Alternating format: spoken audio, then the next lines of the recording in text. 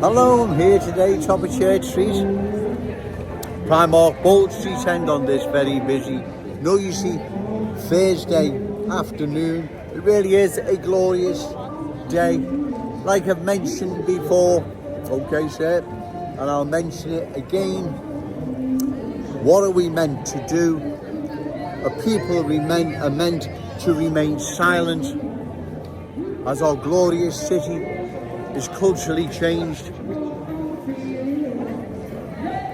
Should people remain silent or should they be concerned? Well, I believe all good people of Liverpool need to be concerned, because long term this will be disastrous for our city. Right, we have watched with disastrous consequences what's happened to other major towns and cities who weren't in possession of a crystal ball, metaphorically speaking, didn't have a Joe Owens in their corner, and they lost their unique communities to cultural change. Cultural change takes no prisoners, ladies and gentlemen. There is no rewind. Once it's changed for good. There is no cultural rewind button, right? Cultural change is permanent. And given that, that's why we need to oppose further cultural change. We do this, ladies and gentlemen, at election time. Find a candidate, reliable, credible, opposed to further cultural change, and give them your vote. We cannot rely on Ian Byrne, MP for West Derby, Refugees Welcome. We cannot rely on Dan Carden, Dan the Diversity Man, MP for Walton, Paula Barker, Wavertree, Kim Johnson, Riverside, and so on and so on. We can't rely on these people. They have already nailed their colours to the mast by remaining silent. Their silence is where they stand on further cultural change. At the very, very least, they have no intentions of opposing it, right? Their silence condemns them, ladies and gentlemen. That is obvious. So that's why, as I've said, Joe Owens feels the need to come down to Church Street, the heart of Liverpool city centre, and deliver the awful truth to the good people of Liverpool as to what is happening.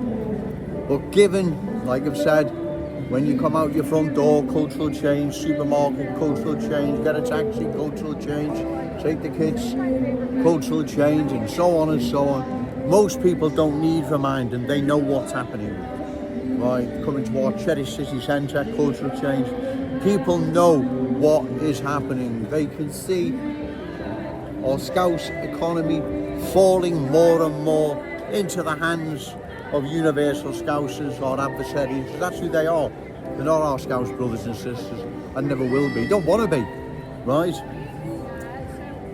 So that's why I feel the need to come down to Church Street on a regular basis, delivering my message to the good people of Liverpool, my Scouse brothers and sisters. And I will continue to do so until these reckless politicians deal with the awful truth, or they're voted out at any forthcoming election, right? That's what must happen, ladies and gentlemen. They need to be voted out. They can't be given a second chance, right? They need voting out. If they would have dealt with this initially, one could then say, yeah, okay, we'll give you a second chance, but they haven't. They have just ignored what is happening to our city, right? They know what's happening and they are ignoring it. That is shameful, shocking, considering what is at stake here.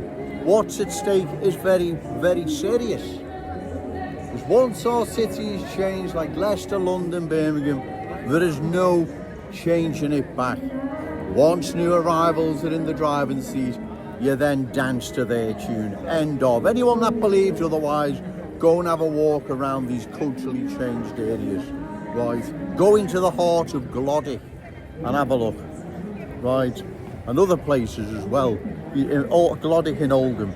Go into the heart of Glodick and you'll see Bradford, East End of London. I mean, the list is endless. Halifax, Rotherham, Keighley, Burnley,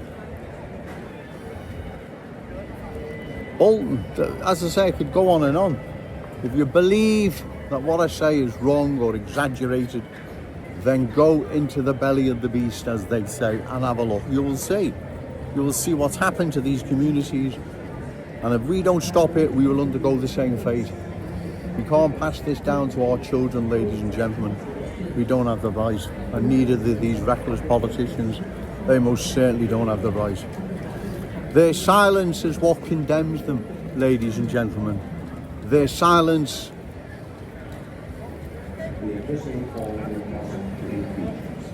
Bear with me, just trying to think. Their silence not only condemns them, but it shows what side of the fence they're on. They're on the side of further cultural change. Right, could have said that better, but bear with me. They're on the side of further cultural change. They don't care long term what's going to happen to our city. They're going to kick the football that far ahead. By the time someone else is in office, they catch up with it. They're out of office, it's someone else's problem. That seems to be how it works, ladies and gentlemen. Kick the ball that far ahead. By the time someone else catches up with it, they're out of office, it's someone else's problem. So that's why come council election 227, general election 229, you've got to vote those out, aiding and abetting the cultural transformation of our glorious city, or at the very, very least, they are remaining silent. They are complicit in this, right? I wouldn't be down here, ladies and gentlemen, if I believe this wasn't of an urgent matter. It is. It's very urgent what is happening. There's speed at this as well.